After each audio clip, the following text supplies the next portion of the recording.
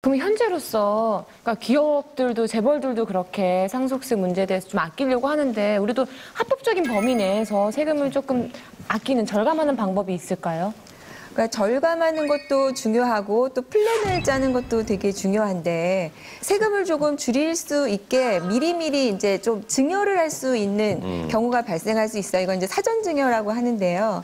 뭐 앞으로 이제 지금 내가 주식이 회사가 발전될 것 같으면은 이 주식의 가치가 계속 올라갈 거잖아요. 또 부동산 같은 경우에도 내가 상속을 할 즈음에는 이게 뭐 10억, 20억이 갈 것 같으면 그러면은 미리 이거를 증여를 해 놓으면 그러니까 작은 가격으로 증여를 하면 세금이 훨씬 적고 나중에 상속세를 내게 될 부담을 조금 피할 수 있으니까 뭐 사전 증여를 생각해 보시는 것이 조금 낫기는 할 것 같습니다. 잘 물려주려면 좀 공부가 필요해요. 저희가 쭉 보니까. 네, 최태형 변호사께 여쭙겠습니다. 이 생전 증여가 뭐 그냥 미리 하기만 하면 좋은 건가? 어느 때 해야 될까? 이 타이밍을 좀 잘 봐야겠죠. 그렇죠. 이제 이게 뭐 생전 증여라는 게 결국은 이제 장기적으로 봐서 여러 가지 상속이나 이런 것까지 다 감안을 해서 사전에 상속을 설계하는 개념의 일부이기 때문에 만약에 재산이 진짜 많다, 물려줄 재산이 많다. 그러면은 생전 증여를 일찍 시작하는 게 좋다는 거죠. 그 이유가 이제 생전에 증여를 했을 때 이게 증여세를 무조건 내는 게 아니라 증여세를 면제해 주는 한도가 있어요. 이제 배우자의 경우는 6억, 성년 자녀의 경우는 5천만 원, 그다음에 미성년 자녀의 경우는 2천만 원까지 증여세를 면제해 주는데 이게 평생 한 번만 면제를 해주는 게 아니에요. 한 번 하고 나서 10년이 지나서 또 할 수가 있어요. 그러니까 우리가 사는 기간을 생각하면은 이걸 일찍 시작할수록 여러 번 혜택을 받을 수가 있겠죠. 이게 10년마다 리셋이 된다고 생각을 하시면 돼요. 그러니까 미리 생전 증여를 하시는 게 유리하다는 거죠. 자, 아주 유용한 절세 팁을 말씀해 주셨습니다. 증여세, 뭐 상속세 관련해서 이야기를 들었는데 계속해서 다음 절세 팁도 좀 들어보도록 하겠습니다. 좀 본격적으로 좀 해볼까요? 예. 네. 상속세, 증여세를 아낄 수 있는 특급 비법을 좀 알려드리겠습니다. 첫 번째는 어떤 게 있냐면 자식한테 저가 양도하라입니다. 그게 뭐예요? 좀 어렵죠? 이거는 뭐 시기랑 상관이 없는 건가요? 네네. 자식, 자기 이쁜 자식한테 저가, 싼 카페 팔아라는 뜻입니다. 이거 파네. 이거는 주는 게 아니라 팔라. 네네. 이거죠. 아, 차라리 그게 더 낫겠는데 그러면. 이게 훨씬 쉬울 것 같아요. 그래요? 네. 어머니께서 자, 집 한 채 있다. 내가 좀 싸게 줄 테니 사가라. 어떤 것 괜찮겠어요? 엄마, 1,000만 원에 팔어.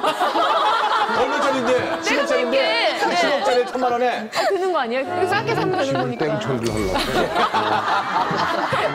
또 자식이 이렇게 나올 수도 있을 것 뭐 같은데. 그 정도로 저가로 하면 안 될 것 같고 자식이 이 저가 양도하는 게 왜 유리한지 예. 사례를 한번 제가 말씀해 드릴게요.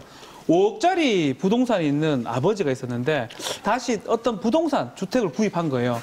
이 구입하고 나머지 옛날 살던 그 주택을 어떻게 하면 좋을까요? 이거를 자식한테 팔면 아주 유리하다는 겁니다. 그러니까 약간 김정민 씨처럼 10억짜리를 1,000만 원에 산다. 그러려고 그러는 거거든요. 일찍 이러려고 그러는 거 아니에요, 김정민 씨? 되는 겁니까? 예. 부모와 자식 간에는 사실 매매를 한다는 게 우리가 일반적이진 않겠죠. 그렇죠? 그래서 내가 자식한테 집을 팔았다. 그러면은 일반적으로 자식한테 집을 팔았어? 과세관청 입장에서는 증여세가 이 양도소득세보다 높거든요. 그러니까 증여를 한 건데 양도를 한 거다라고 거짓말을 한다라고 볼 가능성이 높죠. 그러니까 증여로 간주가 되면 안 돼요. 그럼 어떤 경우에 부모와 자식과 같은 이걸 이제 세법에서 이제 특수관계라고 얘기를 하는데 그 일정 기준 금액이 이제 법적으로 딱 정해 있나 보네요. 그렇죠. 이제 두 가지 기준이 있는데요. 그 매매 가액이 시가랑 30% 이상 차이가 나는 경우. 그다음에 두 번째로는 그 매매가액이 시가랑 3억 원 이상 차이가 나는 경우. 이 경우에는 우리가 야 이거 차이가 너무 많이 난다라고 봐서 과세관청에서는 그건 매매가 아니라 증여로 간주를 하게 됩니다. 그렇기 때문에 실제로 만약에 부모가 자식한테 싼 가격으로 양도를 해야 한다. 그리고 양도세를 내겠다라고 생각이 들면 지금 제가 말씀드린 이 두 가지 기준에 해당이 되면 안 되도록 가격을 정하셔서 팔아야 되죠. 무조건 뭐 엄마 나 싸게 줘 해서 그 싸게 판다 그래서 되는 게 아닙니다. 그러니까 쉽게 얘기하면 10억을 7억까지는 팔 수는 있는 거네요. 그렇죠. 딱 3억 차이로. 그러니까 10억에서 이제 한 7억 정도에 팔면 네. 괜찮은데 이게 또 아까 말씀드린 3억 이상 차이가 나면 안 된다고 했기 네. 때문에 10억을 7억 정도 사면 3억 이상 차이 나는 거에 걸릴 수가 있으니까 또 조심을 하셔야 되고요. 이제 안전한 거는 5억 정도 되는 것인데 뭐 70%로 하면서 약 3억 5천 정도니까 그 차익이 1억 5천이어서 네. 이 경우에는 비교적 안전한 거래로 볼 수가 있는 거죠. 그래서 그러니까 중요한 것도 이 3억 5천에 대해서 예를 들어서 5억을 3억 5천에 샀다고 했을 때 3억 5천에 대해서는 정확한 증빙이 있어야 됩니다.